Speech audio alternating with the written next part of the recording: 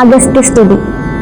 നീ വരുന്നതും പാർത്തു ഞാനിരുന്നിതു മുന്നം, ദേവകളോടും കമലാസനോടും ഭവാൻ ക്ഷീരവാരിധി തീരത്തിങ്കൽ നിന്നരുൾ ചെയ്തു. ഘോരരാവണൻ തന്നെ കൊന്നു ഞാൻ ഭൂമണ്ഡല ഭാരാപഹരണം ചെയ്തിടുവനെന്നു തന്നെ. സാരസാസന സകലേശ്വരദയാനിധേ, ഞാനന്നു തുടങ്ങി വന്നിവിടെ വാണിടിനേൻ. ആനന്ദ സ്വരൂപനാം നിന്നുടൽ കണ്ടുകൊള്ളുവാൻ താപസജനത്തോടും ശിഷ്യസംഘാതത്തോടും ശ്രീപാദാംബുജം നിത്യം ധ്യാനിച്ചു വസിച്ചു ഞാൻ. ലോക സൃഷ്ടിക്കു മുന്നമേകനായാനന്ദനായി ലോകകാരണൻ വികൽപോപാധിവിരഹിതൻ, തന്നെ മായ തനിക്കാശ്രയഭൂതയായി തന്നെ ശക്തി എന്നും പ്രകൃതി മഹാമായ നിർഗുണനായ നിന്നെ ആവരണം ചെയ്തിട്ടു തദ്ഗുണങ്ങളെ അനുസരിപ്പിച്ചിടുന്നതും. നിർവ്യാജം വേദാന്തികൾ ചൊല്ലുന്നു നിന്നെ മുന്നം, ദിവ്യമാമവ്യാകൃതമെന്നുപനിഷദ്വശാൽ മായാദേവിയെ മൂലപ്രകൃതിയെന്നും ചൊല്ലും. മായാതീതന്മാരെല്ലാം സംസൃതിയെന്നും ചൊല്ലും. വിദ്വാൻമാര വിദ്യ എന്നും പറയുന്നുവല്ലോ. ശക്തിയെ പല നാമം ചൊല്ലുന്നു പലതരം. നിന്നാൽ സംശോഭ്യമാണായ കിയമായ തന്നെ നിന്നുണ്ടായി വന്നു മഹത്തത്വമെന്നല്ലോ ചൊല്ലു. നിന്നുടെ നിയോഗത്താൽ മഹത്തത്വത്തിങ്കലെ നിന്നുണ്ടായി വന്നു പുനരഹങ്കാരവും പുരാ. മഹത്തത്വവും അഹങ്കാരവും സംസാരവും മഹദ്വേദികളേവം മൂന്നായി ചൊല്ലിടുന്നു.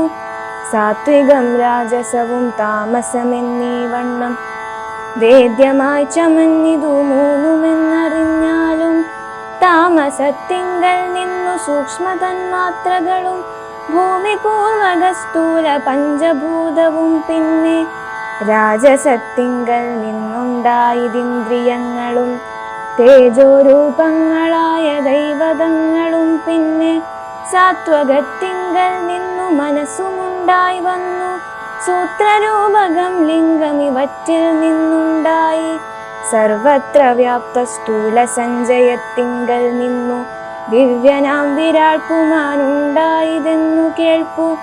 അങ്ങനെയുള്ള വിരാട് പുരുഷൻ തന്നെയല്ലോ തിങ്ങിടും ചരാചര ലോകങ്ങളാകുന്നതും. ദേവമാനുഷ ദിവ്യജ്ഞോനിജാതികൾ ബഹു സ്ഥാവര ജംഗമൗഖ പൂർണമായുണ്ടായി വന്നു.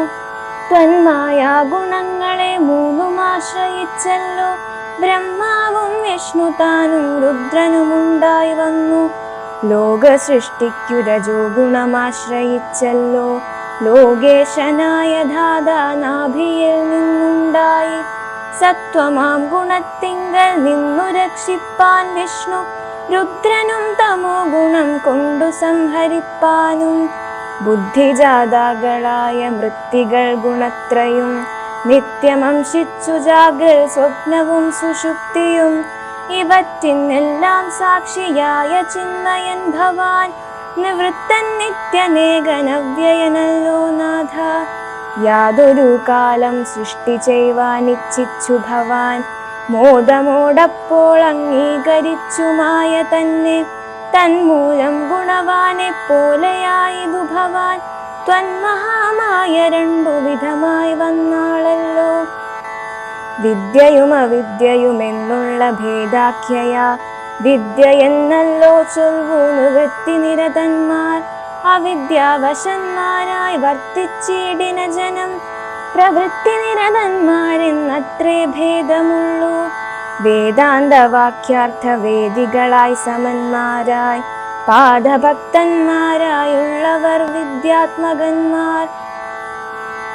അവിദ്യാവശകന്മാർ നിത്യസംസാരികളെന്ന് അവശ്യം തത്വജ്ഞന്മാർ ചൊല്ലുന്നു നിരന്തരം.